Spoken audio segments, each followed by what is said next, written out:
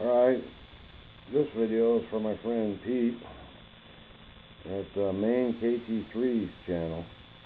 Help answer some questions. Hey Pete, here's a 14-inch Keen gold pan.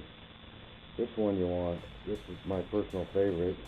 Been using it for over 20 years. And as you see, I got one here. I just lays around the house.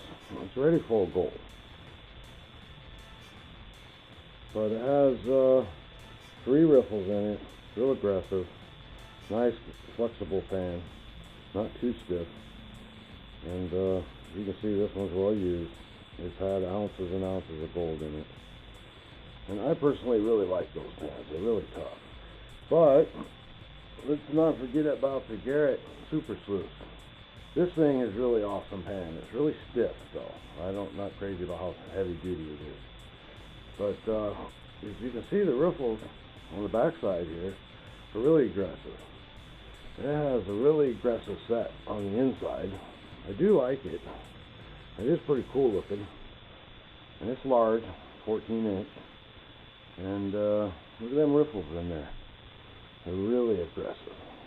I know I said that already 3 times, but look at that. Alright, so that's something to consider for under 20 bucks. Now this classifier, here's a Keen classifier with a wire bottom. Now I personally like to use a little catch cup like that to empty your bucket with. I like to scoop it in with a catch cup, 1 scoop at a time, real slow. And that way you get everything. This thing, the field tested, I've got tons and tons of material ran through this and it still hasn't broken yet. Heavy duty wire, 1/4 inch. Get one of these things if you can. They're about 25 bucks.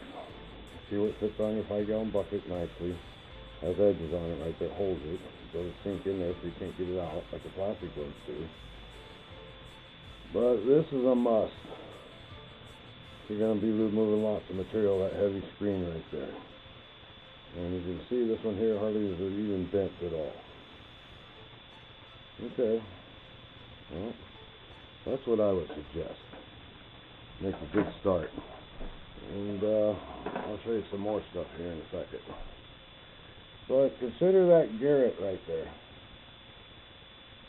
Or the Keen SP14 Super Pen. Alright, let's see what else I got to show you. And besides, I don't even use the classifier anymore because I built the self-classifying sluice box. And this saves me a lot of time, a lot of work, and packing around heavy 5-gallon buckets full of material to my sluice.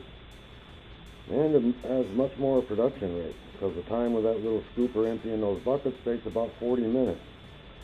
And as long as you're doing that, you're not shoveling. So they're taking a big hit in gold recovery. So with this thing, you just shovel the whole time. No worries. Just shovel it onto your 1/4 inch screen. And let the gold collect underneath there in my rubber matting I have. So this is something you might want to build. It takes a little bit of understanding of how gold works. It's 19.3 times heavier than water by volume. And 1 ounce bit of gold can be pounded into a wire 50 miles long, as thin as a spider web. Little gold trivia there. Alright, check that out. That's a good setup. The Keen A52 with an extension on it, made it longer.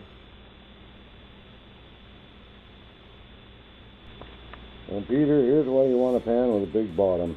Now the Garrett Gravity Trap, don't get me wrong, it's a really good pan. It's flawed by that tiny little bottom that they put in the thing. And you'll find when you get out on the river and you got all that material on the bottom of your pan, that you can't separate it because it's not big enough. I mean, you can do it, but it takes a lot more skill.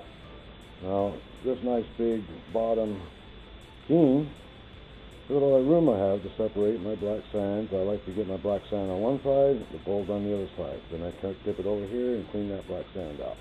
And keep doing that, and it gives you plenty of wash where you get your gold totally clean. Takes a little practice. Hard to do it with a camera in one hand and a pen in the other. But I could do it. Anyway, that's about all I got for you, buddy. Hope this helps.